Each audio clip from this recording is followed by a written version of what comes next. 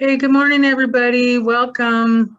Welcome on this beautiful sunny Friday morning. This is the Tacoma Pierce County Coalition to End Homelessness meeting.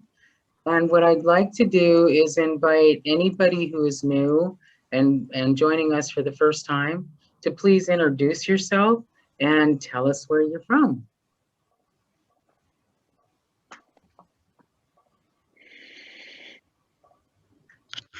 Anybody new? Hi, I'm Laura Anderson. I'm the Director of Programs for St. Francis House in downtown Puyallup. We are a clothing bank serving East Pierce County. Welcome, Laura. Thank you. Happy to be here. How did you hear about us? Paula Anderson. All right. Yeah. Anybody else? Hello, are we doing intros? Yes. Let's see. Hi, my name is David Earl Duncan. I'm Seattle-based software engineer. I'm previously done work with like homeless advocacy, working homeless shelters, accessibility, working with people with the homeless with disabilities, things like that. And yeah, I heard about this meeting. I thought it'd be interesting to just like hop in and kind of see. I know this is like Tacoma-based, but I'm really interested in like learning more and like finding out about like a, like a regional approach to homelessness. Welcome, David. We're glad you're here. Good to be here. Anyone else? Hi, everybody. John David. Hi. Joining for the first time. Yeah, I live in Tacoma, work for a small energy efficiency company out here, and want to learn more about what we can do to contribute and help.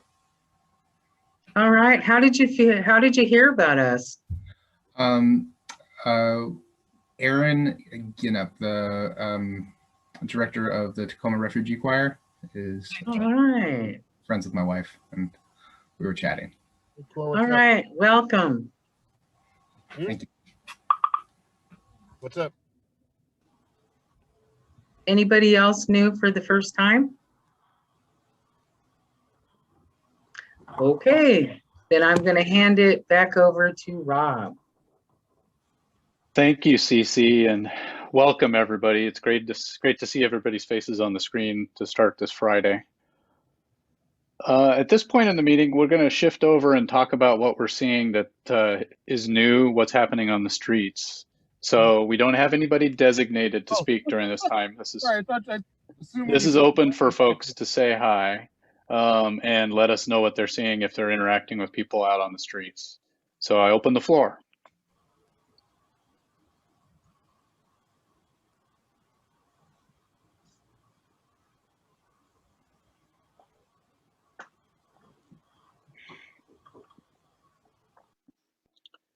Has anybody been out and about and seen or interacted with folks who are living outdoors this week? I have last Sunday. I don't know if this was already shared in a past meeting though, but the 38th Street encampment was cleared out. Mm-hmm. And then it looks like the Yakima and 9th Street has more tents, and there was some people picking up garbage from there earlier this week, like tons of garbage bags. So I don't know. I haven't been by there again yet. Thank you, Courtney. And I was on Yakima, I think it was Tuesday evening, and I took some garbage bags to them. There were a couple fights going on at the time, which was sad to see. But there were people trying to clean up. Cece, was that the residents that were cleaning up there, or was it Yes, the next door resident, neighbors as well? The residents. Okay. The people in the encampment. Yeah. Yeah, that's what I meant. Jeffrey, have you had any more contact with folks from the former 38th and G site? The 5 tents that went over to the access road at 705, were swept out.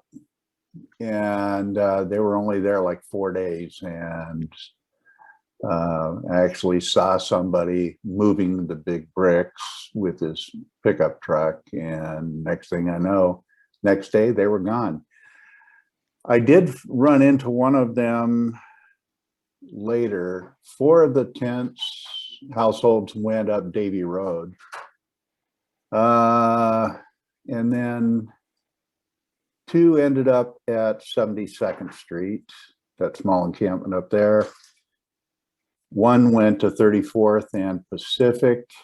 And that was the one I was most concerned about because of the fragility of the 2 people.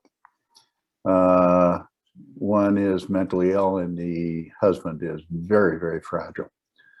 So the last I heard, they're at 34th and Pacific. I'm trying to work them down to Nativity House, but I don't know how much success I'll have.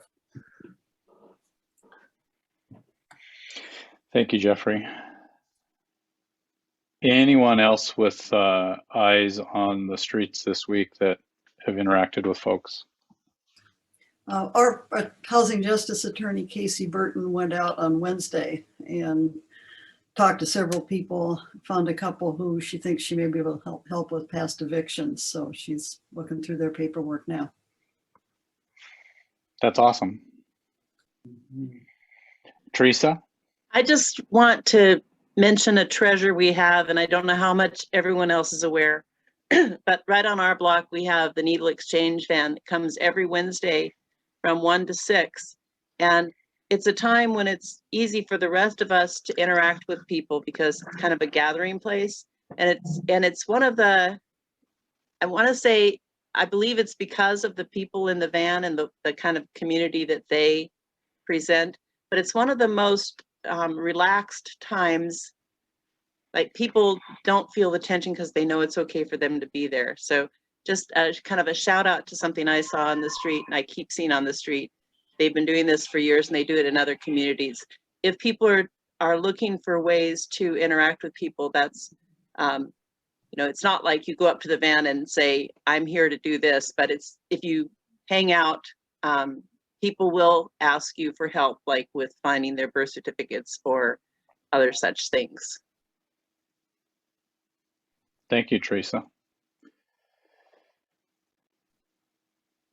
All right, so if anybody else has anything they wanted to share, I think we will move the meeting along, but feel free to drop items in the chat. We do retain the chat files from each of these meetings and use those as a resource. So anything that you want to make sure the coalition knows and retains, you can drop into that. So let's shift over. Courtney, do you want to give us an update on what happened in the second meeting of the Tacoma-Pierce County, or the Pierce County Ad Hoc Committee that's been meeting for a couple weeks? Yeah, Garrett is going to start and then I'm going to fill in with Perfect. anything. He took notes this time, so I did not. I was engaged and present, so I wanted him to start. Thank you, Courtney. Somewhat took notes. So we had our second meeting of the 4 meetings that the ad hoc committee is doing. And again, this is we're putting together what the county is calling the action plan. And so that plan is basically putting the pieces together for how we're going to actually do the comprehensive plan, right? The roadmap for ending homelessness in Pierce County. And that's going to be a 6-month process starting in May. And we're also putting together how we're going to reach the goal of having shelter available, or at least safe places available for everyone by November 1st. So that's the charge of this group. And again, Courtney, jump in, and I see Clarissa is here from the city, who's also attending those meetings and participating, and Maureen, so just chime in when I screw something up. This week we worked on 3 areas. One of them was data, and the county presented point in time data, as well as some crude data pulled out of the HMIS system, and really kind of compared the two and the inadequacies of point in time and the need to have good data. And so that was a healthy discussion, really, about how how we need to work hard to figure out the scope of the need. We talked a little bit about the different groups that we need to have involved in the planning process, and all of your work I took, actually almost all of your work. I got a few things I missed in the chat, but we had a list of 30 different groups that you guys worked to put together during breakouts last Friday. And so that was incredibly helpful. We just ran through that list, and as ideas come up of groups we need to engage with, let me know. I'm gonna be publishing that list out to the coalition today. So you can kind of see what, anyway. And the last thing we talked about was about kind of the scope of what the work we were doing. And this is a real challenge because we really need to design a homeless system. What type of homeless interventions when people become homeless, and how much should we be prioritizing shelter and homeless prevention. But there's a lot of peripheral things that are probably going to have to be out of the scope, but need to be considered, or maybe need to be in the scope, like access to substance use treatment or mental health treatment, how we work with people experiencing, sexual violence from trafficking, or looking at a lot of the, the major drivers of homelessness, incarceration and its, cyclical connection, and systemic racism, and how that's a huge part of, the homeless kind of, driving force. And so that's going to be, I think, interesting. So your thoughts are welcome on that. We're not going to do breakouts on this, but again, you can always get a hold of me or get a hold of Courtney or Maureen, and really just kind of talk through what you're thinking about so we can take those ideas to that group. Next week, we're going to work on how we should have our public engagement during the comprehensive plan. Like, what do we want that to look like, and how should that function? And again, I'd love some input from folks on how to do that well. Larry Sequist called me up, and it was great to just hear his thoughts and kind of, help them to form out, some ways of thinking about it. So would love calls from you on that. We're going to talk about how we're going to do the shelter stuff. So that's going to be interesting, is how do we get enough places for everyone to be safe, right? We're talking safe parking, encampments, tiny houses, hotel rooms, the whole gambit of tools that keep people safe, someplace they belong, where they're still not quite in permanent housing. Even though permanent housing is our goal, we need to provide shelter as well. And then we're going to talk about project timelines. And I think that's a bit more of an in the weeds discussion. And so I'm excited for us to get started on that. So probably have a couple minutes for questions, or for Clarissa or Maureen or Courtney to chime in on stuff that I should have focused on but didn't. I think you covered it pretty well. We did have, discussion about equity being at the forefront. We talked about, some guiding principles. I think you might have mentioned that.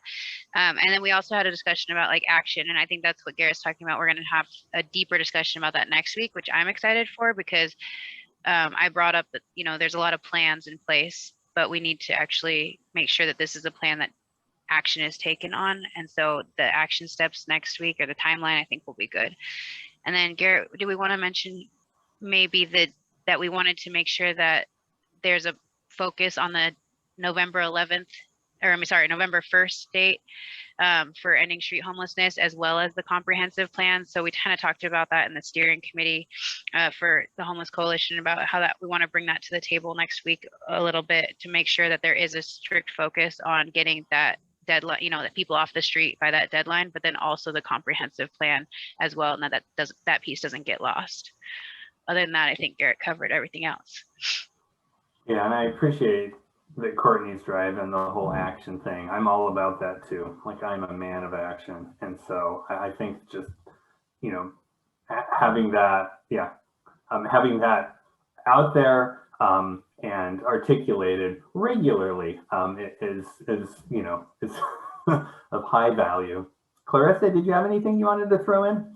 Yeah, I wanted to add on, thank you, Courtney, for centering equity. And I also wanted to add on that Courtney brought up targeted universalism and shared some great resources with the group. And that I just wanted to make the connection to what Garrett was saying, how we're really taking into consideration how we serve young people who are being sex trafficked, or people who experience racism, and people who are coming out of prison, incarcerated. Those are special populations. And if we can make a system that works for those that are most disadvantaged in the system, our systems could work for everybody. And so thank you, Courtney, for introducing the topic. And I also shared it with the city internally, and we're going to talk about how we can incorporate it as well. But yeah, I just wanted to connect targeted universalism to those special populations. Nice, thanks, Clarissa. Yeah, and between Ms. Monteros and Ms. Chandler and Dr. Lamont Green, we've got some people that have some real significant experience putting equity into plans, not just talking about it. So that's going to be it's going to be an education for me, and I'm super excited to be part of that. So, Maureen. I think for me it was really important to see that the coalition was prepared, that we had done the work in the last meeting so that Garrett and Courtney had something to take to the table, very specific, that list of, who should be involved.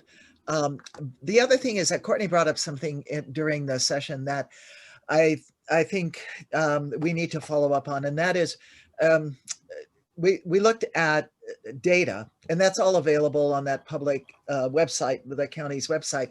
But we looked at data, but it was all quantitative data. And Courtney brought up the need for qualitative data.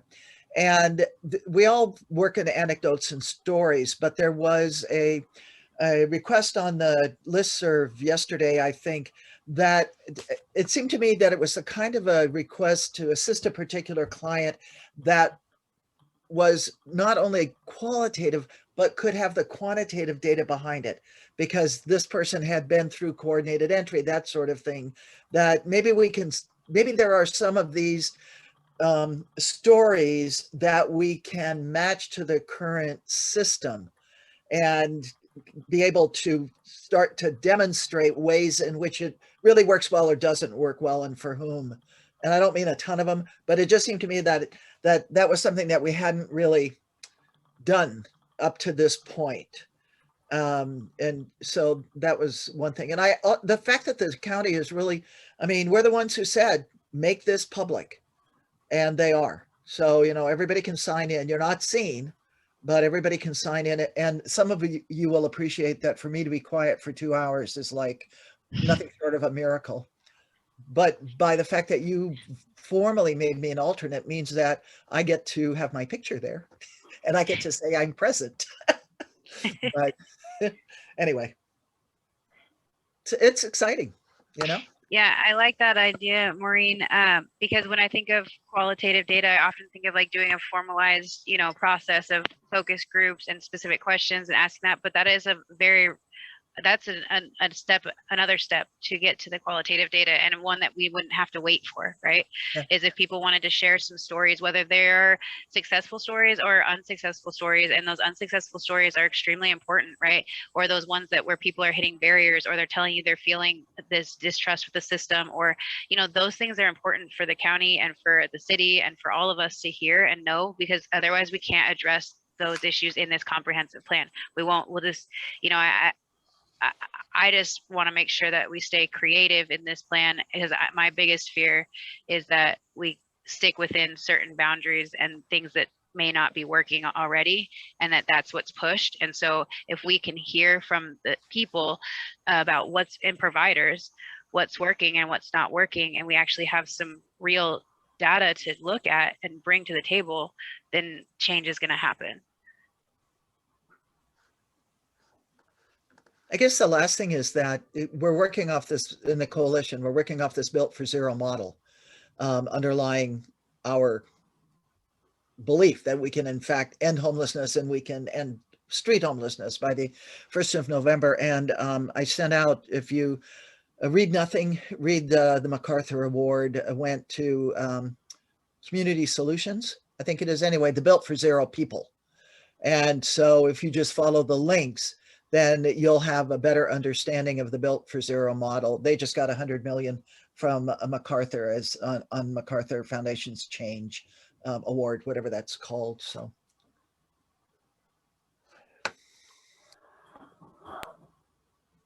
All right, and I think another exciting thing about all of, oops, yeah, Rob. The only thing I was going to ask is, has there been conversation yet in these first two meetings about how the ad hoc committee, if members of the ad hoc committee will be involved in putting together the actual comprehensive plan? Or is it really that short engagement just this month? We haven't talked about the role of the committee beyond the end in a real formal way. I suspect that a lot of us are going to lobby to continue to be involved. So I think we'll make that space. I think it's on next week's agenda.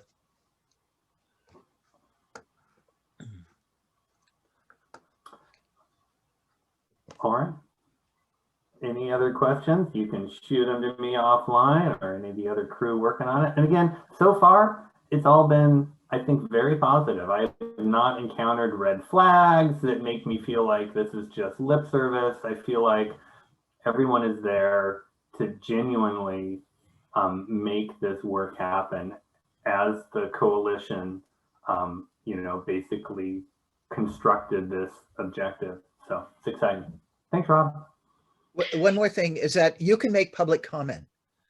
All right, you can make it directly on that website, or you can send it to Courtney or Garrett and they'll put it forward. So also, individually or organizationally. Also, sorry, last thing is that the Puyallup representative was there this week. They found somebody for Puyallup to represent Puyallup who was not there. That representation was not there last week. So that's cool. So now we have a full table. That's awesome. Well, thank you for the update, and we'll look forward to next week and seeing how the coalition can help with this effort, informing it in the background. So let us know what you need, and I know you will. So our next item on the agenda is I will open the floor for Rosemary and Lori to talk about a conversation around the current coalition structure and some questions that we have for everybody. Well, good morning, everyone. I was so interested in hearing Garrett say, I'm a man of action, because I want to start with last August, Garrett gave us a presentation and he said to us, nobody's in charge of ending homelessness. And he said a whole lot of other things. And then a couple of months later, he said, nobody's in charge of ending homelessness and we can't tolerate it anymore. And I think we should end it. And so here we were, this loose coalition of folks who do a variety of things in the middle of a pandemic. And Garrett says, we should do this. And then we all said, yeah, we should do this. And so then we sort of freaked a bit out about that, because we're a loose coalition. We don't have any like hierarchical structures. We don't have any budget process. We got a grant, which Garrett helped and Lori helped and Jan helped and other people helped to get funding for a position to help winter shelters happen. That was a grant. So here we are without these sorts of things you may need to sustain such an enormous task, and just said we were going to do it. And so we thought, well, we better focus on what do we need to look like in order to pull it off. And then we got a little reprieve because the county council said, we think we want to lead this effort. And so we sort of breathed a little sigh of relief and said, well, we want to be involved in that. And so we are. And so you've heard that today as an installment of the kind of work we're engaged in and doing. At the same time, we still need to think about where we are as a network, as a coalition, how does our history prepare us for today, and what do we need to do differently, perhaps? So we want today in our discussions to look at two questions, and I'll repeat them after I have a couple slides to show, is what do we get out of this as individuals, as members of organizations? What's the value to us of this ongoing coalition? And the second one is, what do we need? Whether it's resources of human resources, finances, structures that enable, processes that are inclusive. What do we need to ensure that our coalition is inclusive and sustainable? So those are the two questions. And in order to frame them a little bit, I'd like to share screen and just talk about a couple quick ideas and then show you a graphic. So am I ready to do that, Rob? You should be allowed to do that now. I made you a co-host. All right.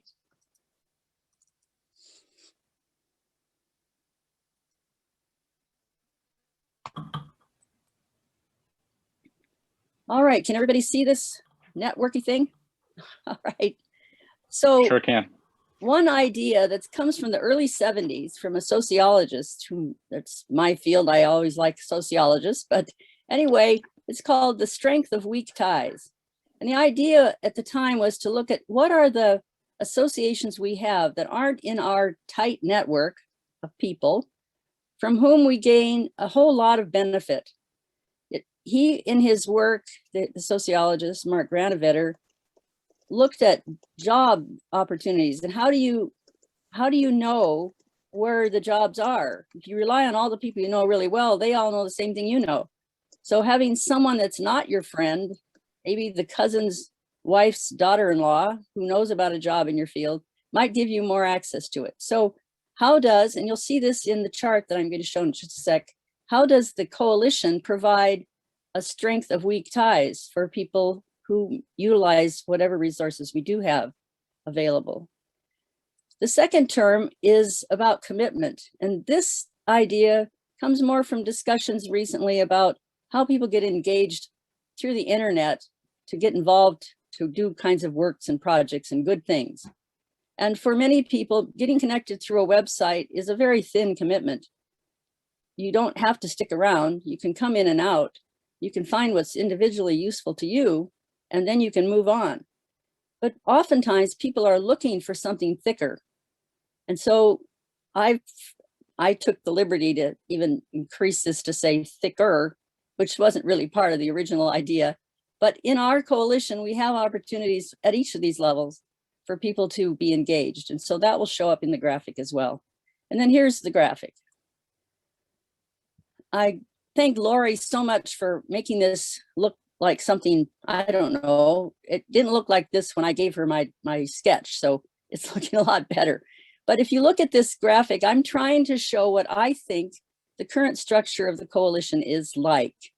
And there are probably things missing here. I'm sure there are parts that aren't accurate, but I'm thinking, if you look at the outside circle, it's called A. I called this a communications network, and it's pchomeless.org. And if you're new to the coalition, that is an incredible, and if you're old to the coalition, it's an incredible resource. Garrett's put together some amazing things and continues to help us to reach out in all kinds of ways to be engaged with what's going on in the community beyond our own selves. So in that, you can look around I'm going to make my little laser cursor so I can show that. Let's see, where are you? Okay. So around this outside circle, everyone can come, everyone can post to an email list. There are lots of resources. You see meetings and calendars, events are posted. Here it is. It's a thin commitment with the strength of weak ties. You might find somebody there that'll really set you off in a new place for your program or whatever else you want to do. And we have a lot of people. I'm not sure if this is the right number, but we have a lot of people subscribed to it. Can't say really the coalition is that many people, but people who use this resource are. Needs and requests are put there. If you need steel-toed boots for a client, if you need some kind of ID help, everything can be communicated across that network.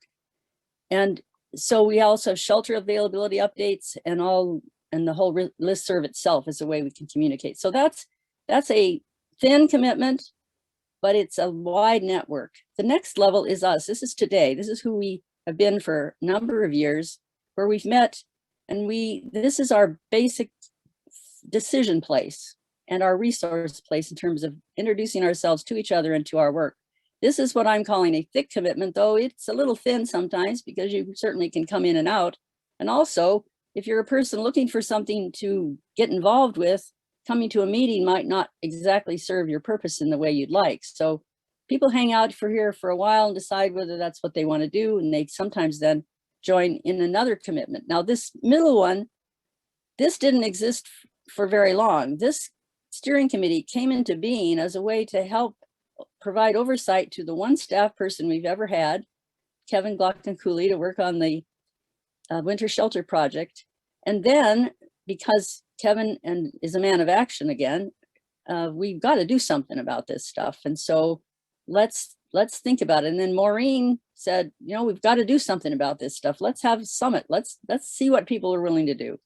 So people who were even thicker in their commitment came together. And while every one of these groups is open to all, the folks who come continually to the steering committee, which we're calling it, is a place of like 10 or 15 folks come once a week and help to provide us with the kind of strategic direction that we need to get closer to that goal. So this will be available for people to explore. We can work on it more. It may not be the best graphic, but it seemed to me that we have these different levels of commitment and we need to look and see whether they actually provide us with what we want to reach the next steps in pulling off this goal of ending homelessness. So here are the questions. And I think we'll have groups of maybe 4 or 5, Rob. I'm not sure how you really organize that, but the first one is, what value does the coalition provide for you? And so what would promote a thick commitment?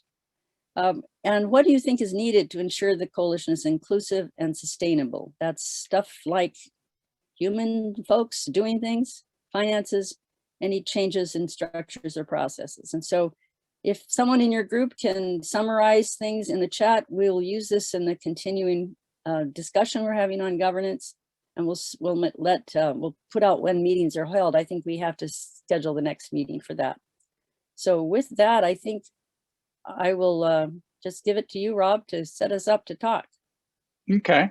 So I think before we launch into the groups, Garrett has put together a couple of poll questions for us to all consider. Great. That would be helpful. And then we'll launch into our group conversation. All right, I'll stop sharing the screen. Yeah, I think you have to stop sharing. Yeah. Cool. This is the same poll we did a few weeks ago, basically looking at who's in the room. I have 2 polls today. So I have just launched the poll and it's just a multiple select. It's anonymous. So check all the things you are and we'll kind of learn a little bit about who's in the room right now. So you got volunteer, that's somebody that's volunteering to come to the meetings or does volunteering around homelessness. Lived experience, if you're somebody that's been homeless at some point, or other lived experience that kind of drives homelessness. Advocates, people that are spending time advocating to policymakers.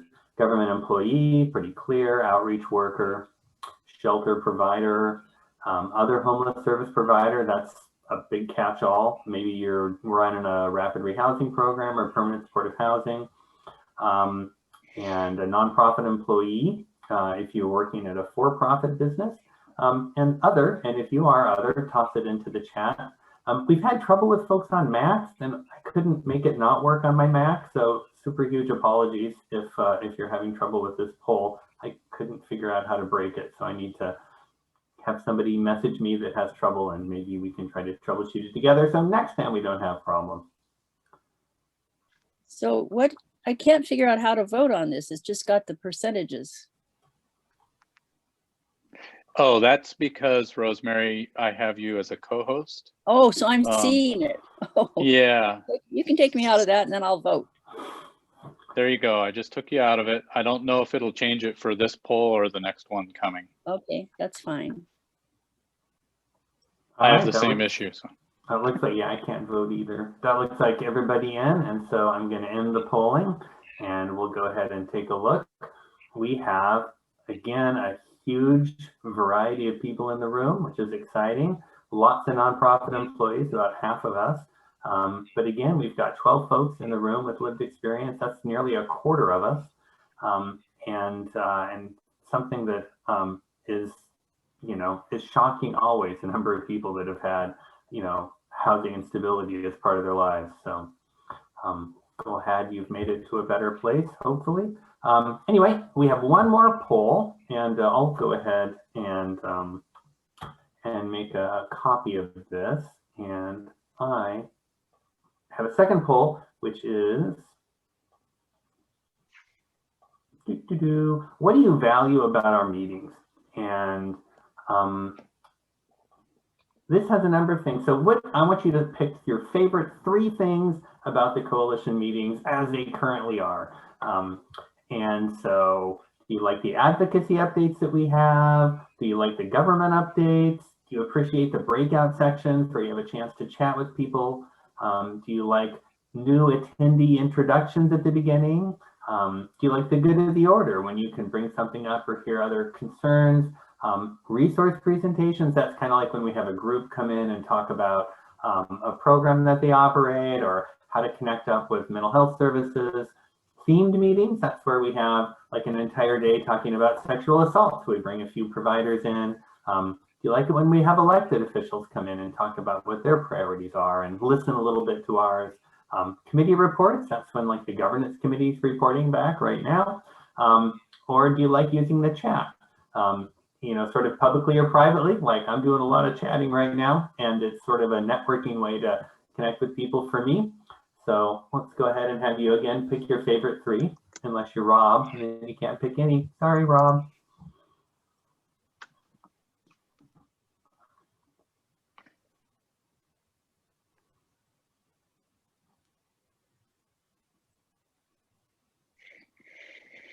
Once again, some good music would be good.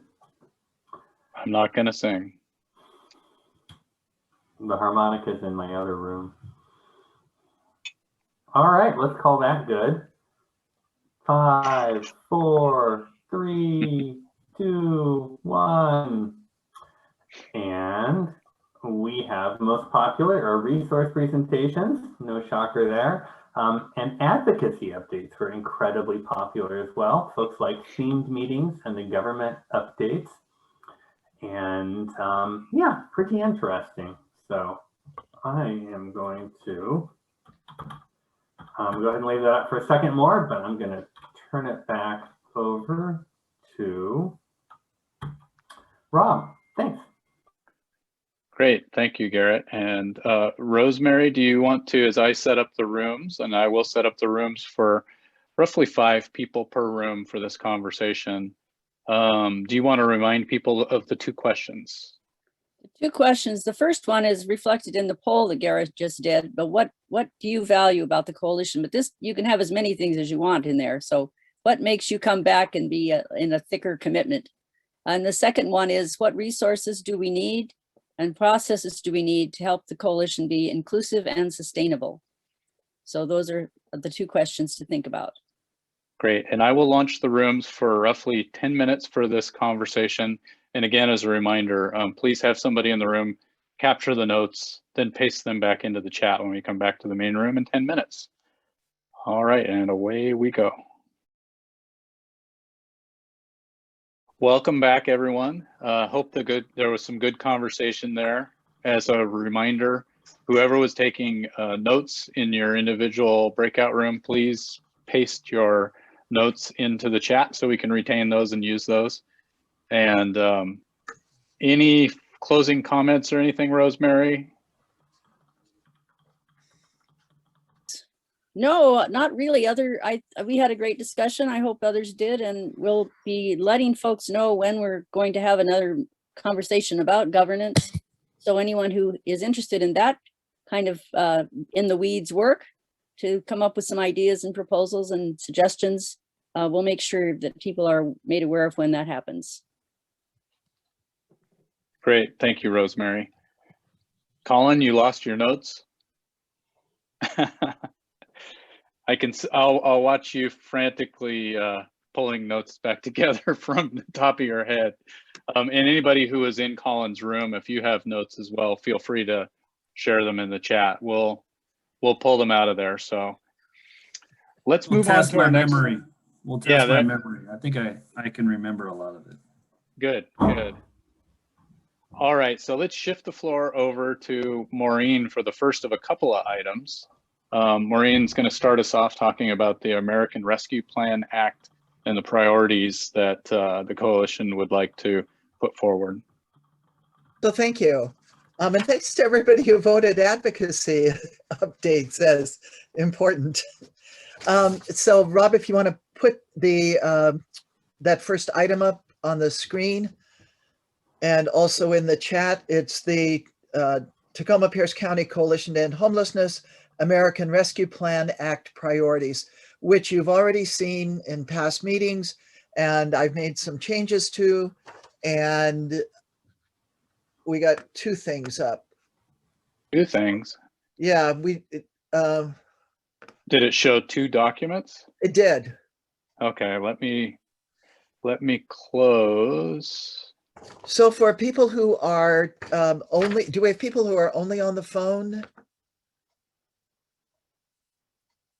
I'm not sure. I don't think we do. Okay, all right then. As soon as it comes up, everybody will be able to see it. So this is the American Rescue Plan Act, which is one that was already passed and signed by the president. Here we go. Thank you. And what I am proposing that I am requesting that we formally vote to adopt this list of priorities today so that we can use it with local jurisdictions and others who are making decisions about the use of this money. This money is coming. The cities and counties will have the first half of their relief fund by May 10th. And in the case of Tacoma, that's 31 million, give or take. In the case of the county, it's about 85 million, give or take. So I'm suggesting that our goal be that as much as possible, we invest in long-term housing and organizational assets and also immediate needs. Unlike the CARES money that came last year, we can do long-term investments easily with this money. I'm suggesting that we prioritize households who are below 30% AMI and organizations with operating budgets below $1 million a year. And that the note is that all expenses have to be COVID related. They must meet these federal American Rescue Plan Act requirements, but it's a broad range of what is COVID related. With housing, acquisition of 1,000 existing units at an average of 100,000 per unit. It looks like a big number, and it is, but if we don't go bold, we're never going to get the housing units. These are basically hotel, motel acquisitions. 250 hotel rooms for 5 months. They could be funded by FEMA. That would be an upfront cost to the city and the county, but FEMA would backfill that. Forward rent for 500 homeless households at $10,000 per household, up to 20 self-managed encampments, 100 safe parking sites, 500 rooms in a shared housing model, certified at code and that follow all tenant protections, prioritizing the new housing choice vouchers for households below 30% AMI, inspecting, upgrading, replacing HVAC systems in all congregate shelters that remain, move-in expenses that go with new vouchers, money to pay off judgments and eviction cases, and ensuring relocation of any low-income tenants in acquisitions that go on, not necessarily ours, but because we're the hottest market in the country, there are big investors moving in. I'm not suggesting these are the only uses, but rather that these are like markers on the table to cause jurisdictions and funders to think about what we need and what could happen.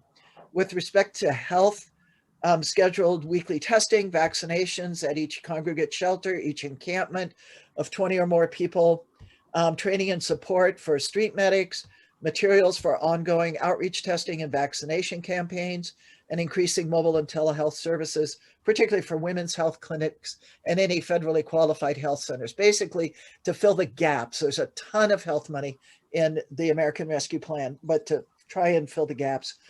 Under services, vehicle repair, licensing, insurance, garbage services for their encampments, transportation, technology, and human trafficking prevention. Two new categories that we've not dealt with before formally. One is staff support, a housing benefit for staff who are below 50% AMI. These are basically frontline providers who are simply not earning enough money to themselves to be able to afford housing. No, I don't know what it looks like, but it just, you know, if Lockheed Martin can do it for their employees, we ought to be able to figure out how to do it with ours, with this government money.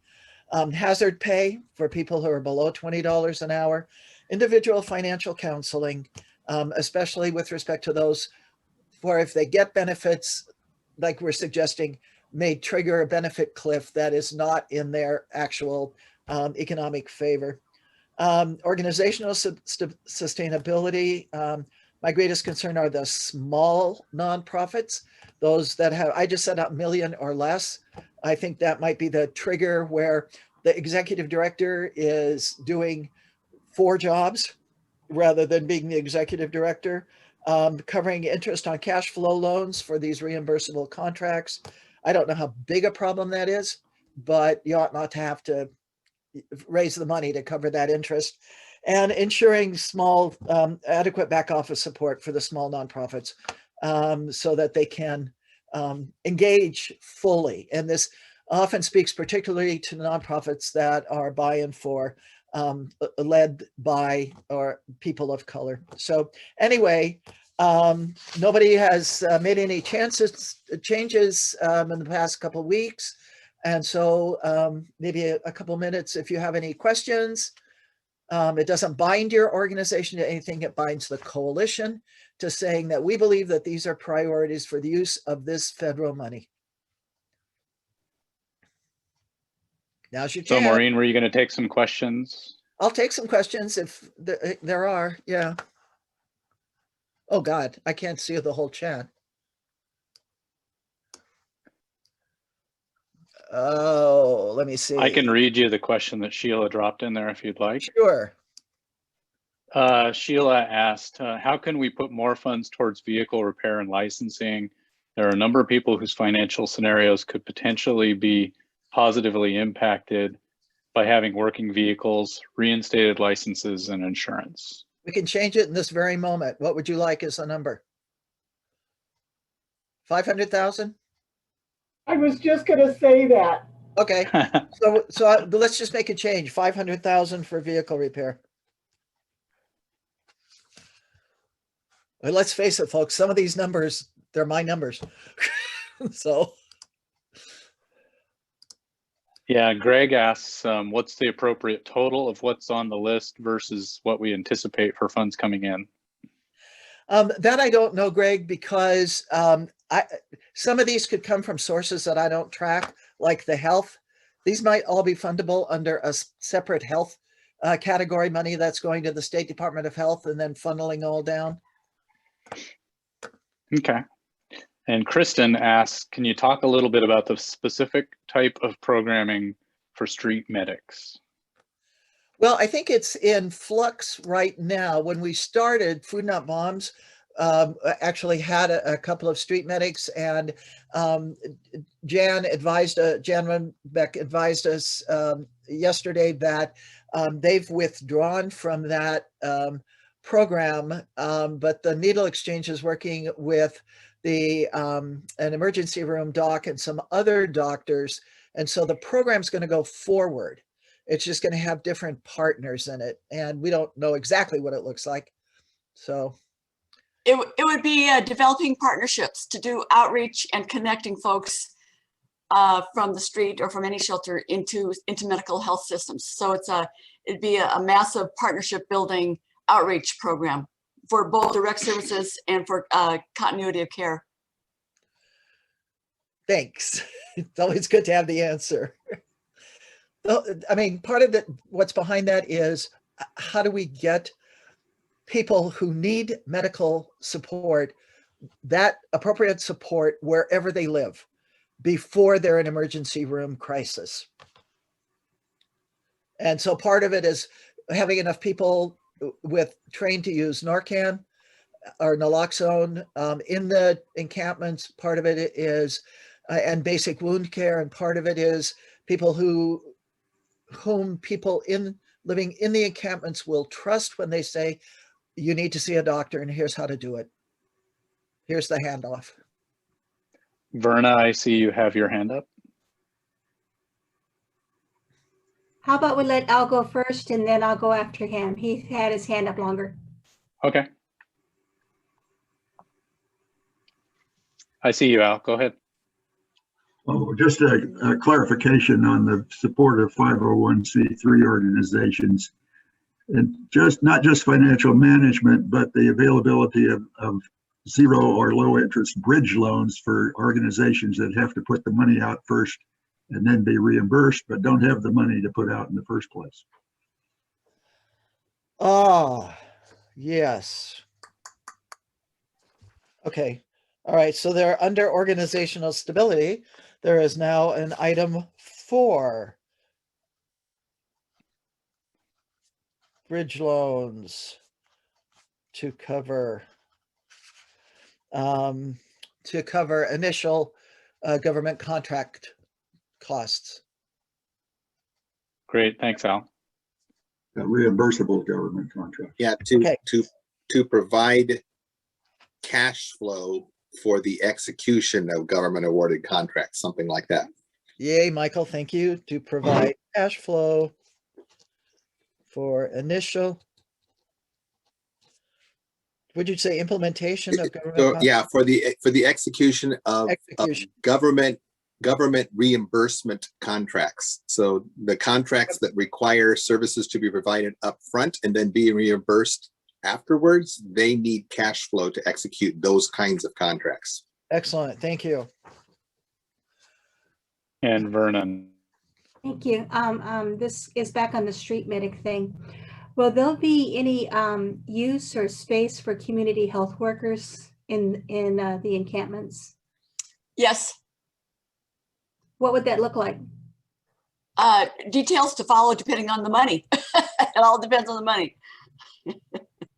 Okay, all right, so it's on deck. Maybe a tent.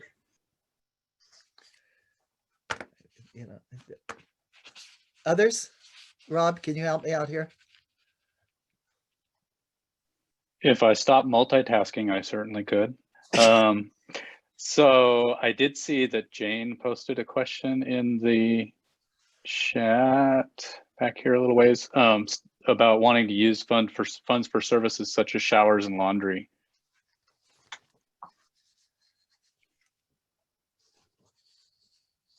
And that's it that I see as comments or questions in the chat at this time.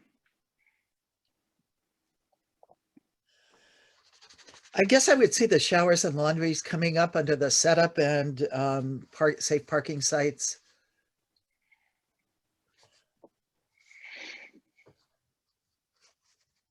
It needs to be explicitly said someplace. All right, then there's now number 12 under housing, which will say fund complete hygiene services.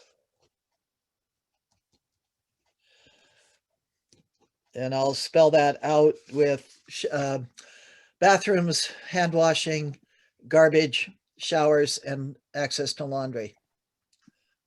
But it's going to have a TDD number on it right now. I don't have a number in my head. Perfect. And Teresa is just thanking you for the research and organization of the list. You're welcome. I don't know what we'll get, but I haven't seen anybody put out numbers like 1,000 housing units, you know? We can do this. It's good to set goals. Other questions? I see Colin. Yeah, I was on the phone for a second. I heard you guys talking about the hygiene stuff. I think it's good to specifically call that out. I did. Yeah, I did. Number 12. Agree with that. I was just going to say, along with that, I'm curious. I really think that secure storage, which is such an easy thing to do. It's not super expensive, but we don't have it. So I think that may be something to call out also. Okay, it's number 6 the hygiene under services, secure storage. It could under services, it could under the hygiene stuff, because I think it really goes right along with that. That's one of the ways we can keep people's clothing dry in the winter time. It's one of the ways we can keep people's stuff so it doesn't turn into garbage that's just being thrown away, or they're losing their valuables.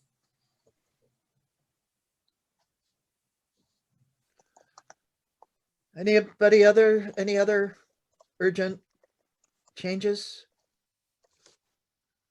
Okay, so Well, oh, I'm sorry, go ahead. This is not a proposed change, Maureen. Folks remember the Spark report several years ago about impoverished support networks. The author of that is a guy named Mark Donis, who is now the director of the effort in King County to have an integrated system across all those jurisdictions. One of his comments when he was interviewed in the Seattle Times was that so much money is focused on services that they forget that the ultimate solution is enough housing. So we have to emphasize that there has to be a way to develop enough housing. That's why it's first, and that's why it has the longest list.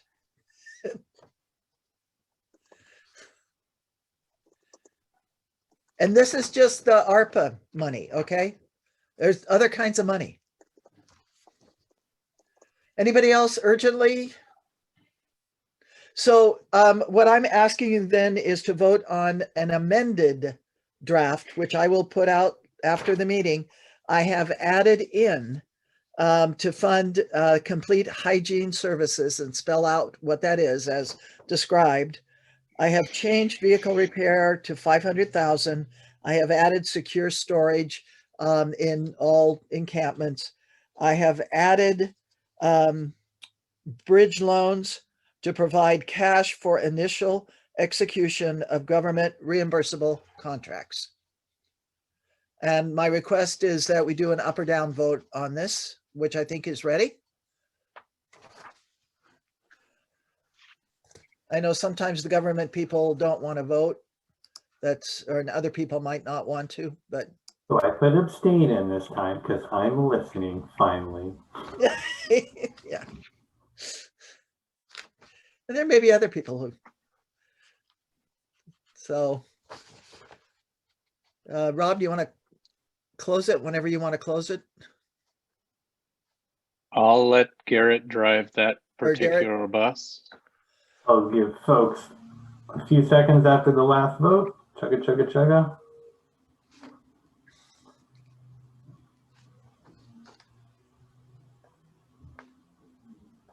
All right, looks like all in favor. Hey, look at that. All right. Yay. Thank you. Thanks for trusting me. God, this is great. All right. And on that happy note, we're going to go on to the next one, which is a proposed statement from the Coalition on Encampments. And Rob, if you want to put that up on the screen, please. Okay, so this, showing? Good. Yeah, it is. And this is slightly different than was sent out to the full coalition listserv. Jennifer Ammons came back with some really good points. So I think it reads better now. And the Safe Sites for All title, that's Colin's suggestion from the Safe Parking meeting Monday. So the city of Tacoma, a study session put forward their initial plan on a large new stability site up to 100 people. And we, in our summits, said that we wanted small sites. So here's our statement as proposed, and I'm hoping we can vote on this, that the Tacoma Pierce County Coalition on Homelessness calls for safe sites for all. We believe that everyone has a right to shelter. Every person living unsheltered deserves an appropriate and accessible and available shelter option. When accessible and appropriate indoor shelter is not available, or people prefer to remain outdoors, those who are unsheltered have a right to a safe site in which to live. Where desired, safe sites should make it possible for people residing in them to create community among themselves. We believe that small, safe sites should be designed with the people who will live in them. The sites could provide a variety of shelter options with full hygiene services on site and laundry either on site or nearby. Full hygiene services include places to safely and privately go to the bathroom, hand washing stations, garbage collection, hazardous waste removal. Sites should be dispersed and strategically placed on well-drained land in low-impact areas near public transportation. To the extent possible, safe sites should be self-managed with services brought to the sites on a daily basis. Sites could also operate with a range of management options. Safe sites could have tents, pallet shelters, tiny houses, container-based units, vehicles, travel trailers, and a container for locked storage of personal items. Safe sites could also include individual hotel and motel rooms. The sites could use a variety of operating models, such as low barrier, harm reduction, pets, clean and sober, 18 years old or older, single adults or couples. Living in a safe site should lead to permanent housing. Discussion. And Rob or Garrett, one of you, if you could watch the chat for me, that would help me. Yeah, and I'm going to leave just for a moment longer. I will leave the document on the screen share. I see Greg has his hand raised. So I wanted to clarify, is this letter intended to be our response to the proposal for the large shelter or large safe camping site, whatever it was that they proposed? Because if it is, it feels to me like we may have left a lot of space in there for people to read this and say that we're concurring with what's already on the table, and we're, instead of saying we're in opposition to the idea of a large site. It started, that prompted my thinking on this and a need for a response. And I ended up with offering like a framework, sort of a standard, a statement of principles that we could use with any jurisdiction or any funder, and as a basis for a specific response to a specific proposal. I think there's a lot of value in what we're calling out for the idea of small sites, but I don't know if that, I mean, maybe this document isn't intended to carry that message that strongly, but I think that the large 100-person sites, I think it's better than nothing, but I don't think it's necessarily the optimal solution. And I think we ought to put as much effort as we can behind that idea of small is better. But that's just me. I'm going to stop sharing the document briefly so that I can see people raise their hand. I saw Colin raise his hand. Yeah, I hadn't really thought of it like that. And I guess it just, I think there is some truth to it. And I know just from, I know that's definitely the catalyst behind this, is that Maureen and kind of we've all said we don't want that. And I guess there could be something to basically spelling out, rather than bashing it, really just focusing on the potential challenges of creating a larger site. Everything becomes more challenging. Self-management becomes nearly impossible once you kind of get over 40 or 50. Safe, truly, I think the most unmanageable thing becomes safety of the site, because suddenly one of the biggest challenges is just knowing who actually is supposed to be there and who's not. There's times in sites that I've been involved with that I've set up where there's been months where we've never been able to actually get a census of who's supposed to be in the site, so that's, I don't know if that's maybe an addendum to this. I don't know if we I don't know. I would hate to see this document go. I think it's very powerful the way it is. So, but I do hear Greg's point. I think that might be a separate statement. The challenges of large sites or something like that, where you can more carefully spell out those specific items. I guess what I was trying to do was get at something that was a placeholder that said, this is what we want. This is what people are telling us. This is what we believe is the right thing to do. And we started with some numbers and I backed off of numbers because I didn't see how we were ever going to get concurrence on what small was. It's 5 to somebody, it's 45 to somebody else. I felt like it was a statement that left room to specify. Maybe you only want 5 people with pets. I don't know. That sort of stuff. But I think part of where we're going also is that especially as new people come in who want to be really engaged, is that we really need almost a series of statements so that people understand, yes, we believe in housing first. That's what we follow. Yes, that sort of thing.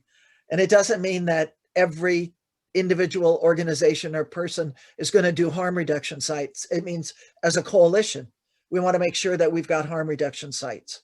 Every site doesn't have to be, every organization doesn't have to do that. But as we look across the county, we've got them, that sort of thing. Kevin, I see you had your hand up.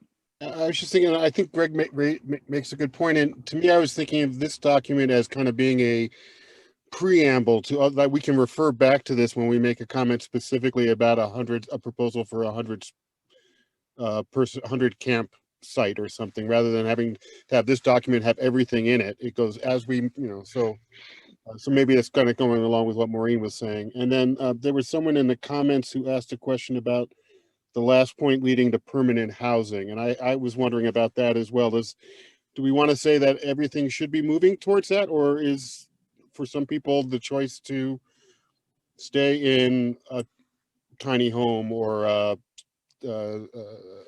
supported encampment? Is that an option we could support? That may be their permanent housing.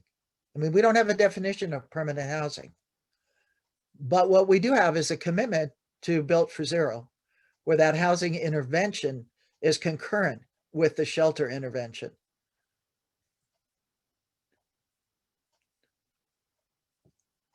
So Maureen, to help address the size issue, should we just include a statement about the belief that the coalition as a whole believes that smaller sites are easier to manage, to fit into a community and have the opportunity for greater success, and we don't actually get into a numbers game, but we just say smaller? I think that's a great solution. I get one idea a week, that's it. So yeah, but did you write that down? All right, easier to manage, more conducive to community. Yeah, easier to fit into communities and have greater opportunities for success. I see Al with your hand up. Well, I was going to say more consistent with the values that we hold.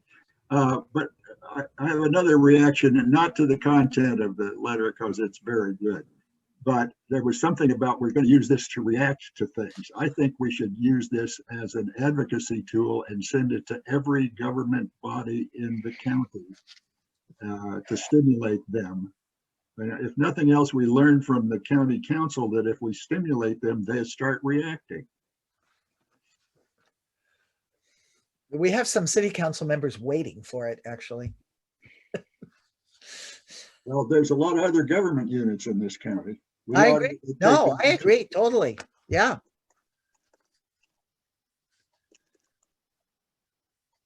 Anything, Al or Garrett or Rob, anything else that you see? No, I don't think so. If anybody else has a thought or concern and wants to just speak up, please do.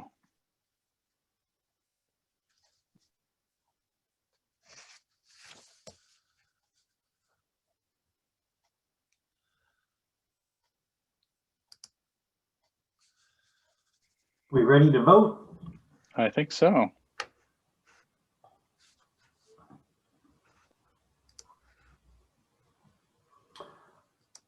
My phrasing sucks on this one, but the idea is yes or no for committing ourselves to this letter.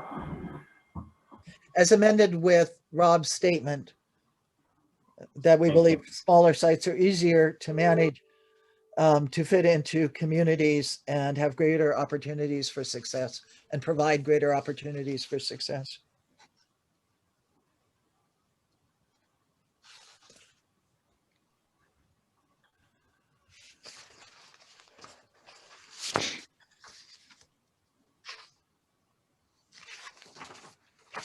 All right, give it about 5 more seconds.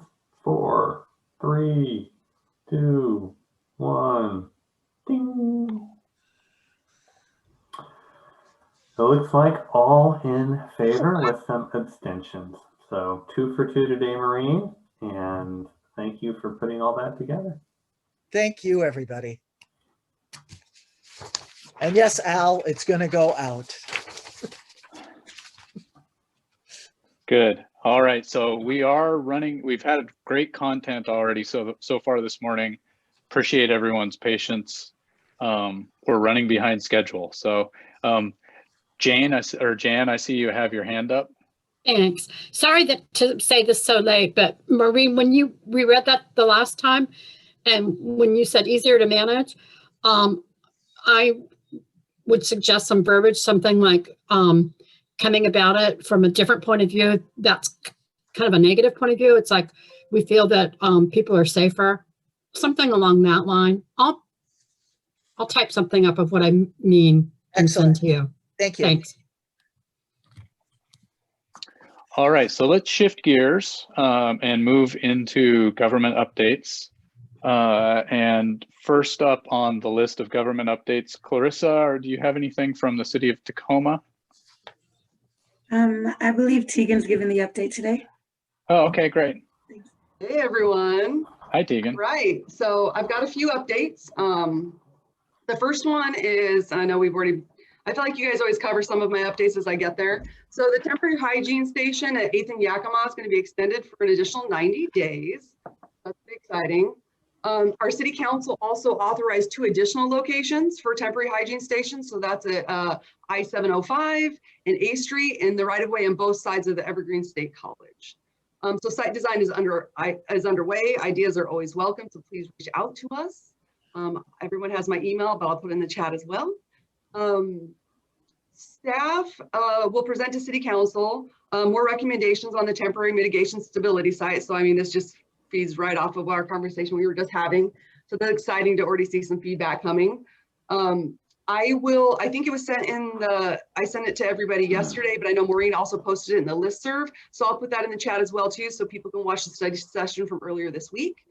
One news we had is that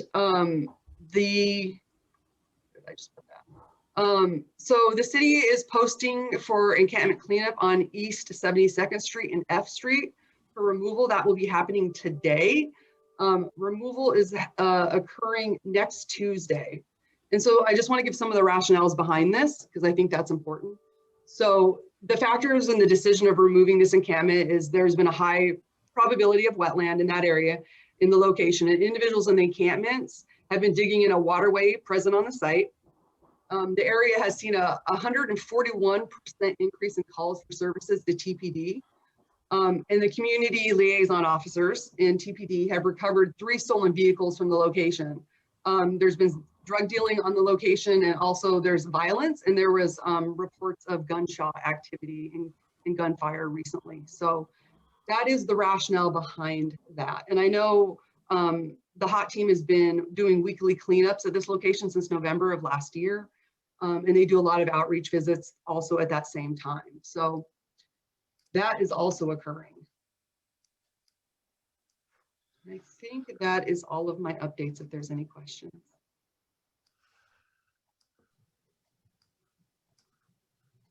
All right, I'm not seeing any. So next up would be updates from Pierce County. Valerie.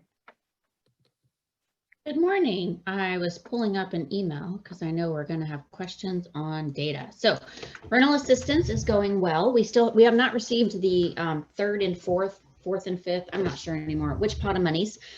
We are still working in trap. Maureen laughed at me, but it's true. We are almost fully expended with ERAP. So ERAP was funds from last year's CARES that got extended into this year. Our goal, Sharon Care is completely spent down. Helping Hand House is completely obligated theirs, and Korean Women's Association is about halfway through theirs. Those dollars can go all the way through June, but our goal was to get them out in April, May at the latest. And so those dollars are done. We are serving households with TRAP and Treasury, which are the federal fund sources, which is fantastic. So far, we have 6,485 submitted applications. So they are inside Pierce County and submitted their applications. And then we have just over 12,000 folks who have either saved and or started or submitted their application. So 12,000 total people have started the process. We did find about 1,400 of those folks were outside Pierce County. And now we know that's because the other counties haven't started their rental assistance program yet. So if I were in these circumstances, I would go to any available Google search I could find and submit an application.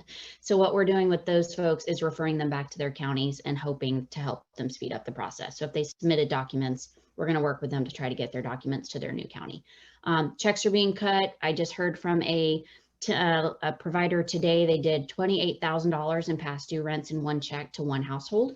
So that's huge. We are quickly working through all of the utilities. It's harder doing utilities than rent, right? Rent, you pay one landlord. Sometimes utilities are cutting checks to 5. And so they're just really trying to process and make sure we're streamlining that as much as possible. The dashboard is not up yet, and I'm just going to be fully transparent on to why. The portal went in and changed a bunch of folks to Asian, Native Hawaiian, Pacific Islander. We don't know why, we don't know how, but when I received that first report, I was like, why are 40% of our applicants Native Hawaiian, Pacific Islander, Hawaiian, right? Like, we do a great job in outreach. We did not do that good of a job. So we pulled it all back. We are verifying all of the information because we will put out good data rather than fast data. So it is coming. We are still online. We are still going to put it out. It will be updated every single week for you.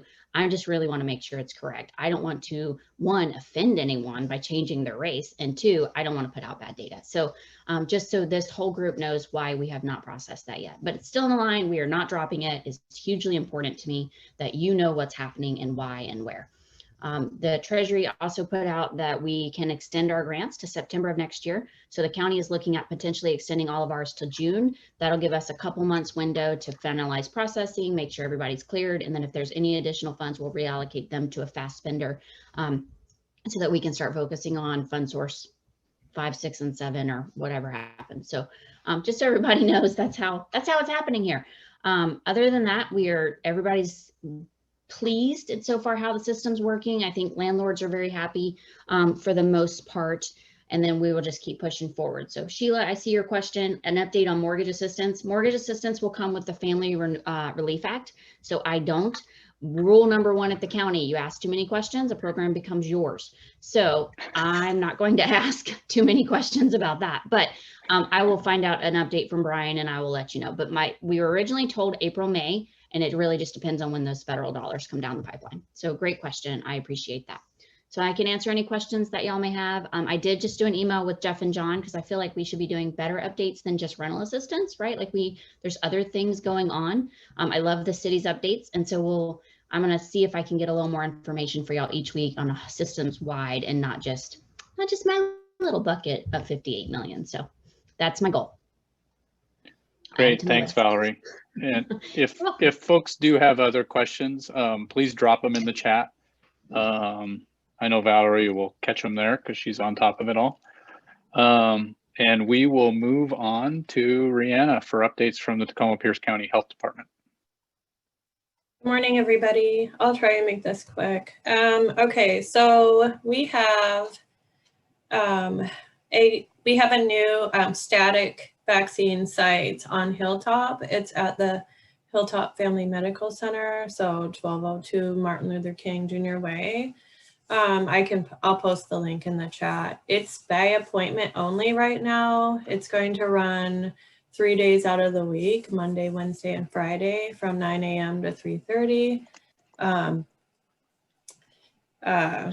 Right now, they have the Moderna vaccine available. So I just wanted to put that out there. It's on our vaccine webpage. I don't know if it'll move to sort of a walk-up type deal maybe later on. That's maybe possible. Let's see. Also, in case anybody didn't know, Pierce Transit is offering free rides to get vaccines.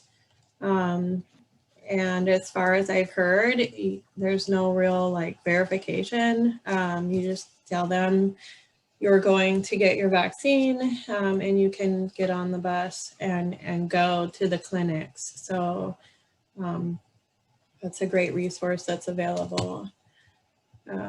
I wanted to share make sure I share our call center number. We have a call center number that's also on our vaccine webpage that people can call to get help with questions, registering people for events, confirming or changing appointments. I'm just gonna post some things in the chat real quick.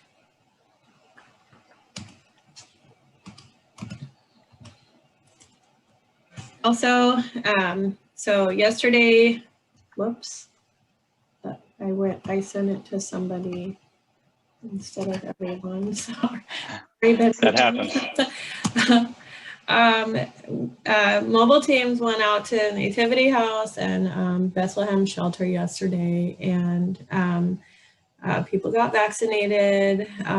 Something that I noticed was it was a lot less people than the shelter and we anticipated for Nativity House. And so thinking about next week, talking about different outreach tactics, maybe kind of don't know what happened there, if it was just because it was a nice day or not sure. So we'll get together and talk with the mobile team about this.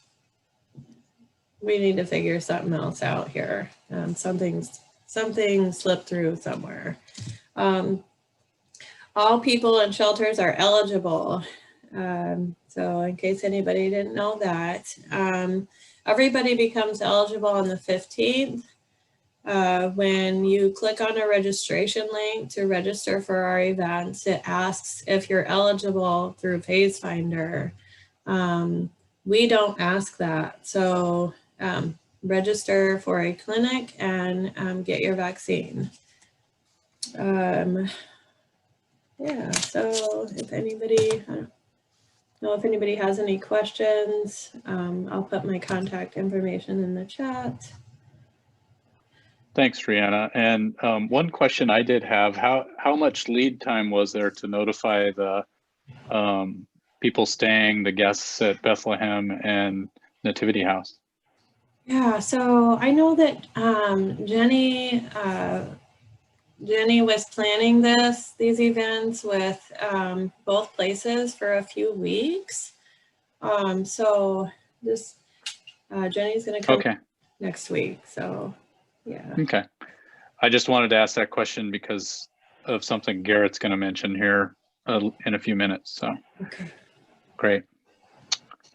All right. If anybody has any questions for Rihanna, please drop them in the chat. I don't think I've seen anybody from the Department of Emergency Management here, but if there is and you want to speak up, please do so now.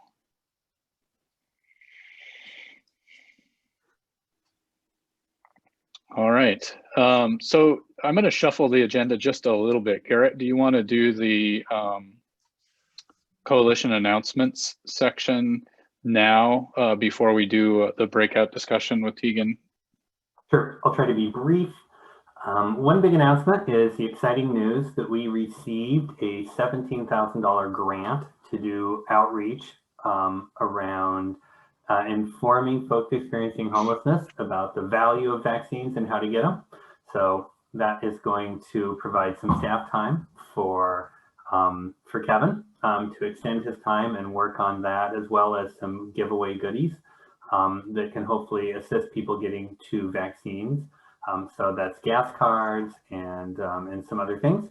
And that's in addition to another $5,000 grant we received from MultiCare to to do hygiene supplies, which we're looking at focusing on kind of supporting the vaccine sites or vaccine efforts that we have. And so nothing that's, you know, that, let's see, I mean, they'll all just be available, right? You don't have to show that you got a vaccine to get access to some of those resources, but hopefully there'll be things that can help people to our outreach workers, particularly, to start a conversation with folks experiencing homelessness, right? So outreach worker says, hey, if you want to get a vaccine, you can get it at these sites. Here's a gas card. You know, super excited. I got mine. You should get yours. That sort of thing. And so that's I think going to be some work we do with the health department. So really looking forward to some direction on things the health department sees that we should communicate and how, as well as taking advantage of the trusted messenger type of communication model that we did with the census. So that's big news. And if you have ideas around that, go ahead and shoot them directly to me or Kevin. And we're happy to kind of figure out some ways to make that money really get folks that are experiencing homelessness vaccinated. The second thing I wanted to talk about is a little more complicated, and that is the steering committee discussed having the coalition write a letter to the Pierce County Sheriff and to the Pierce County Council expressing concerns with the incident that happened with the Pierce County Sheriff and the individual delivering newspapers.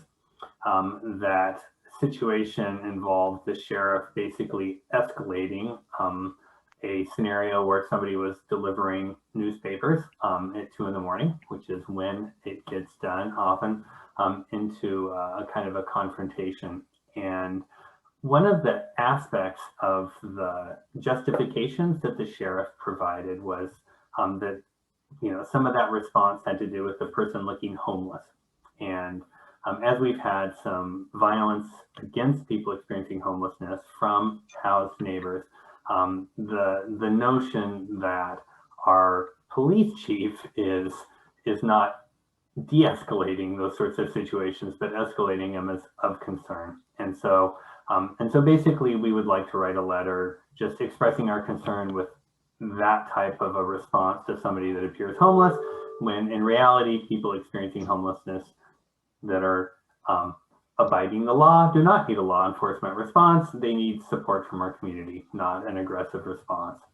And so I am asking, so we discussed it at the steering committee, and we were in favor of writing this letter. And so the plan is that I would write the letter with anybody else that wants to write that letter too. We're going to really focus on the homeless element and not on the racist element that's there. I know that Tacoma Ministerial Alliance and others are kind of hitting that angle. And so we're going to just kind of come from the place of our support of people experiencing homelessness. So I know we're short on time, so I would love any comments that have to do with how this is a bad idea, and kind of express that. So, and then we're going to vote whether to do it or not. I see in the chat somebody already volunteered to help out, which is amazing. And so folks that want to help out, you can put that in the chat. And I'd love to get some concerns with this approach, or like major things we need to think about.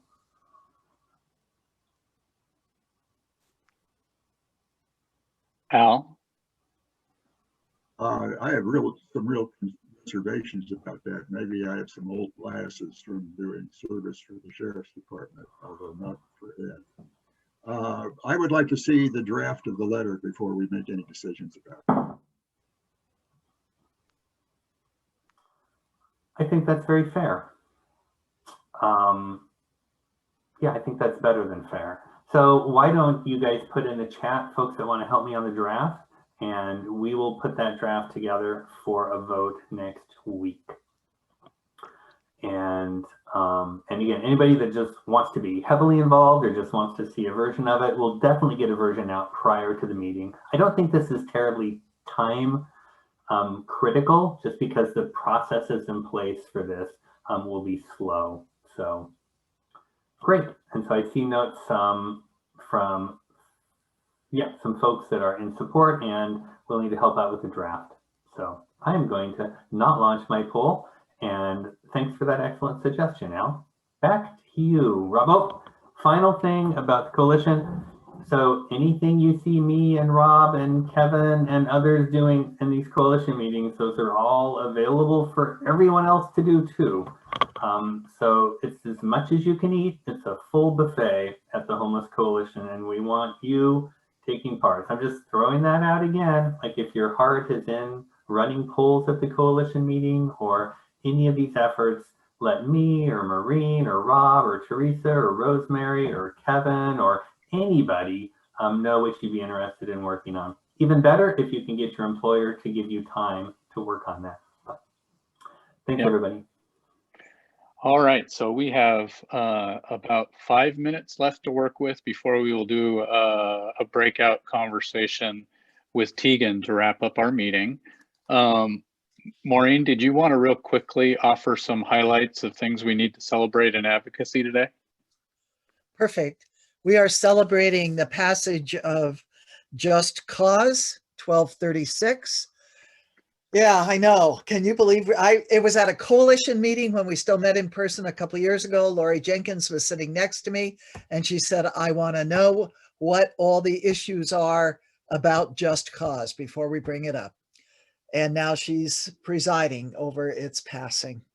And 5160, which is statewide legal representation for tenants, that passed last night.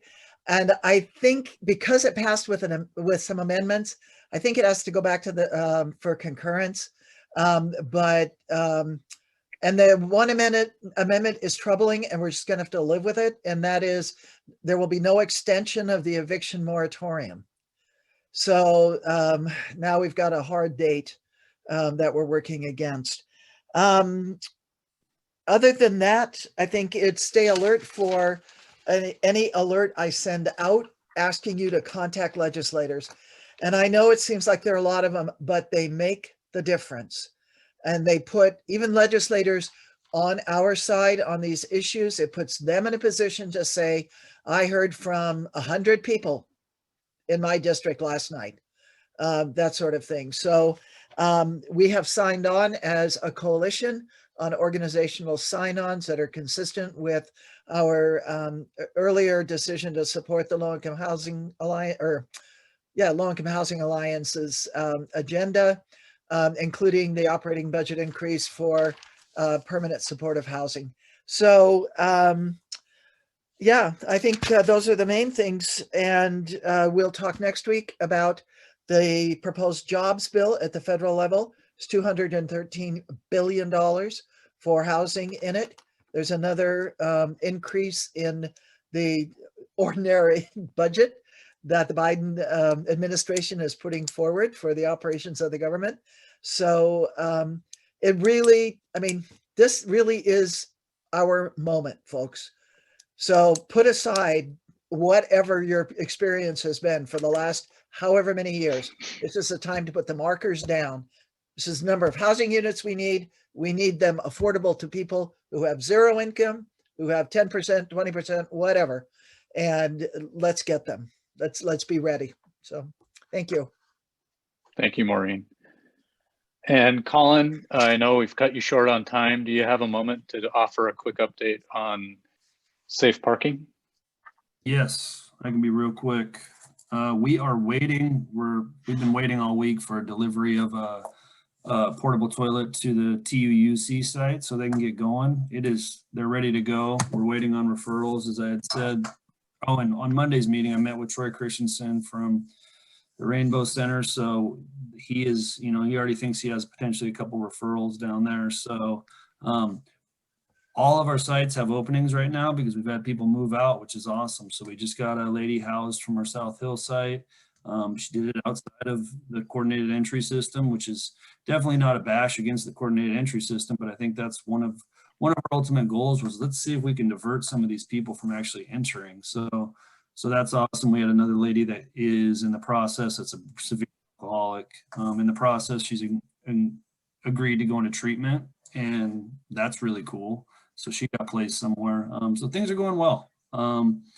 yeah, like I said, send any referrals. There's been a lot of referrals coming, and then oftentimes they drop off for a week or two. We have a couple of families that were referred this week. They're bouncing from house. And what you can let people know, a lot of people will be on a couch for a couple days and then maybe they can't. That's fine. If they want to come to the safe parking site for 2 days and then they go inside, that's totally fine. We can totally, there's that kind of flexibility in this program. So, you know, and the last thing I would say is TCC has stepped back. They're not going to be moving forward with having a site, which is extremely disappointing for myself and for a lot of others, including Jeffrey, Sarah Rumbaugh, who have put a lot of energy into that site. But I think we're still optimistic that we can maybe figure something out moving forward. So yeah, thank you. Thank you, Colin. And thanks for the work that you're doing around safe parking and safe sites for all. So thank you. I'm gonna hand the floor over to close out our meeting for a conversation with Tegan from City of Tacoma. Tegan, I think you're set up to be able to share your screen and launch into this. Awesome, thank you. Let me do it then. All right, can you see it? Oh, I hate it's coming. There it is. Okay. There we go. All right. So today we're talking about mental health and substance use disorder tax and how that impacts the homeless system.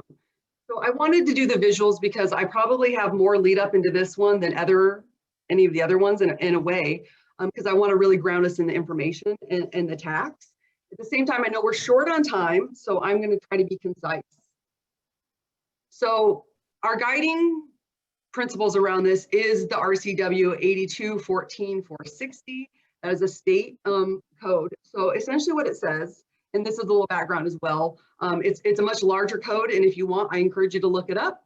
But we essentially, starting in July 1st of 2012, we joined a lot of other municipalities to have a sales tax for 1/10 of 1%. So that's essentially 1 cent for every $10 to be used for chemical dependency, which I prefer substance use disorder, but this is the RCW language, and mental health and behavioral health treatment services. So we use this to collect and it's very specific of what it can be used for. So it's including treatment services, case management, transportation, and housing that are a component of a coordinated chemical dependency or mental health treatment program service. So that's our primary guiding document, a legislative document, I should say. Of how Tegan, we're still on your first slide. Is it not going? It's not going. It showed it on mine, no? No, it's not for some reason. It's also not full screen. No? All right, hold on, let's try again. Yeah, you just might need to unshare and then reshare. Okay, sorry about that. Share it. Technical glitches happen. Well, it took my bar away. Oh, yeah. It's Friday, that's not good. Just hover near the top of your screen. You'll get your bar back. Oh, there it is. All right. Share. There we go. Thank you kindly. Let's try a new share. Maybe if I bring it all the way over here instead.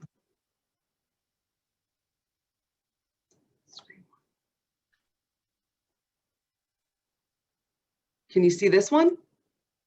We're seeing it. There you go. Yeah, okay. I'm just going to do it this way. I think this is easier. All right. Thanks for bearing with me. Right. Now let's see if you can go to the second slide. It looks like we'll be able to. Okay. All right. Can you see that? It still looks a little wonky, but can we see it? All right. Well, the weird thing is we're seeing the next slide off to the right as well. If I go like that, is that better? There you go. Yeah, I don't know what's going on. Thank you for your grace. Okay, so this is essentially what I was trying to highlight. Like I said, I wanted to put the visual in there because I know it's a lot of information and a lot of numbers. So that's essentially the guiding legislation for this is the RCW. So the next one is I wanted to really highlight how these have been used. And I didn't go back to 2012, obviously, but I kind of wanted to talk about right before the pandemic and what happened, and then the outcome of this, because this is a sales tax. So we do get the money from revenues of spent.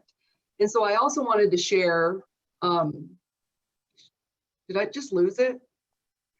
It just went to the last, yeah, it went to the last slide. So for whatever reason, slide 4 didn't show for us. Goodness gracious. There's 3. Am I giving us all laughter? All right, so this is the services that we fund. Thanks, everybody. And so I really wanted to highlight what happened before the biennium, before the pandemic, once the pandemic occurred, and then after, because it has impacted our revenue stream. So if everybody would, I think it's helpful to understand what these services are. So complementary services are things that include mental health, education, employment, legal services, domestic violence, impacts communities in domestic violence services, including counseling services for persons that are perpetrators. Health and healthcare includes social determinants of health solutions in that spectrum. Homeless services includes funding for outreach services, prevention and programming, and financial counseling. Housing includes transitional housing, permanent supportive housing, rapid rehousing, and things of that sort. Shelter, I think we know that one. It's single adults, families, young adult, youth, and domestic violence. And of course, our emergency temporary shelters. And youth development is the programming that's on improving social and emotional health for individuals under the age of 30. So I kind of wanted to get these. What's really important is that during the pandemic, we saw a huge decrease in these funds because people were sheltering in place. They weren't spending their dollars out in the community as they did. So we essentially, when we were developing the 19 and 20 budget, we expected a 2.9% growth rate assumed for 2020. That didn't happen. So when we compare the growth to the actual budgets, we are seeing a reduction of $1.75 million over 3 years. So what's also important to notice about these funds is that since they're accrued during time, and we don't know how people spend money, things can change, like obviously the pandemic, that our Office of Budget Management really wants us to keep about 10 to 20% of revenues in like cash reserves in case something goes wonky, as it kind of did. So the loss of this revenue, we're also using from the year prior into this year and into the next year because of that loss of revenue. So I think that's just really important to highlight. I'm going to stop sharing that screen now since it wasn't going so great anyways. And I also want to highlight that I know we were talking about this Spark report. So the thing I always want to mention is racial disparities. So that being said, people of color experience a higher rate of traumatic stress and mental health issues and substance use. And so it's really important to create a system that's responsive to those needs. So that was very long-winded due to my complications with technology today. So my questions really for the group are, and I'll put these in the chat, of course, what additional mental health and substance use disorder services are needed at specific touch points in the system? Because we know it's needed across the entire system. And since these dollars not only come into homelessness, and about 7 million of our budget that we get goes into homeless related services, the other part go to the other part of our work in human services and community wellness. So how do we prioritize where those touch points are? Where do we infuse those dollars to make the most impact? And additionally, what services are needed to impact BIPOC communities in the system as well? So those are my 2 questions. Okay. So I know our time is short. Do we think it would be worthwhile to still do this in a breakout? Or do we want to just do some basic conversation here to help inform it? Yeah, Rosemary? I think the subject's really important, and I would like a little extended time to talk about it. So I think sharing some initial responses right now would be good, but we could reschedule it and people would have had time to think about it. And if we have the slides posted, we'd have time to review those as well. Yeah, I like that too. Tegan, does that work for your timing? Yeah, I think that's a great idea because it's a meaty one and there's a lot of components to factor in. So I absolutely appreciate that. But I'd love to still hear some first thoughts.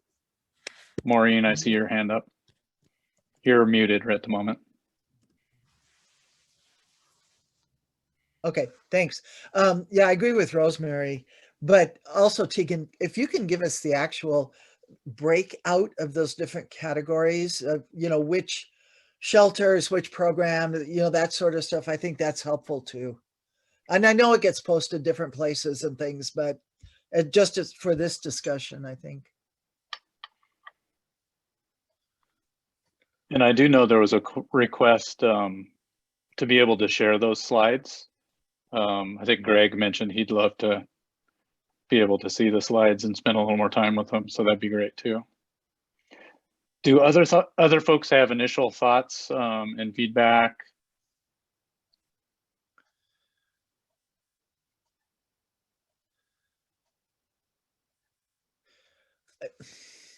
Yeah, go ahead, Maureen. I think one thing, Tegan, too, that would be helpful is, you know, what's the internal conversation about now that the city has approved the 0.1% of 1% for affordable housing? So how does that fit with the housing specific uses of the behavioral health tax?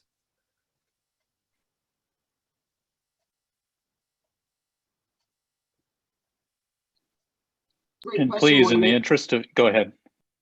I was going to say, I think this is a really good point to see where those intersect, because they definitely impact each other. Yeah. Colin? I was just curious on there in the breakout, and I think Maureen asked for this, and it would be and that's where it would probably show it. I was just curious how much of the the stability site is. I kind of am curious, and this is somewhat off topic, but just what I hear so many different things about the stability site. I'm just curious what the actual annual costs are of it now, and if it comes out of this money, or what is the plan for that moving forward? Yeah, that's a great question, Colin. Obviously, it's slightly parallel to this conversation as well, because essentially the stability site comes out of our homeless declaration phase 2 funds, but it's not all of it. So it's funded by a mix of funding sources, but it definitely has a place in here as well. Right on. Yeah. I see Janet with her hand up.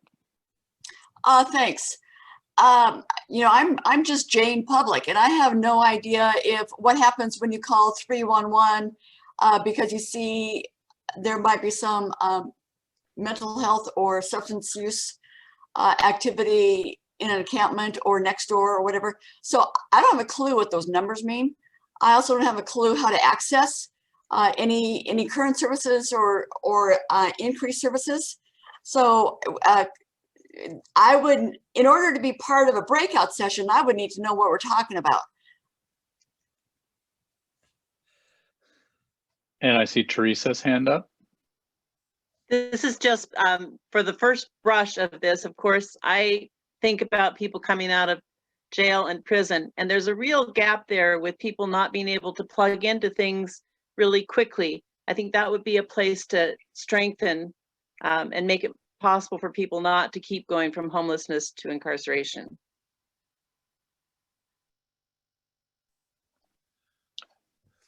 And I do see as well, Tegan, in the chat, Paula brought up a question about whether transportation is addressed somewhere in the slides, that it's a huge issue for those getting out of treatment and maintaining treatment services.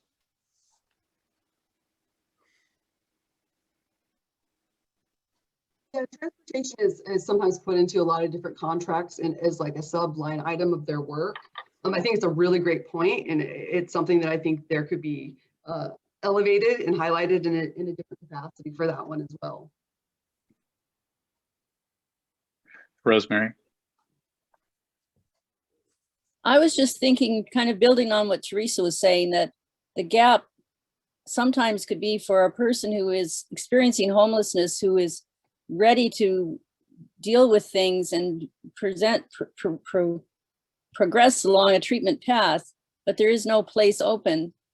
And if there were a hotel or motel room or some other kind of supportive environment where they could be helped over the period while they're waiting for a room, that would be, I think, a really important use of housing money. Yeah, that's a great one, Rosemary. I know sometimes we build those into contracts as well, kind of like we do with transportation. So people in certain programs, when they request it, they have it built in.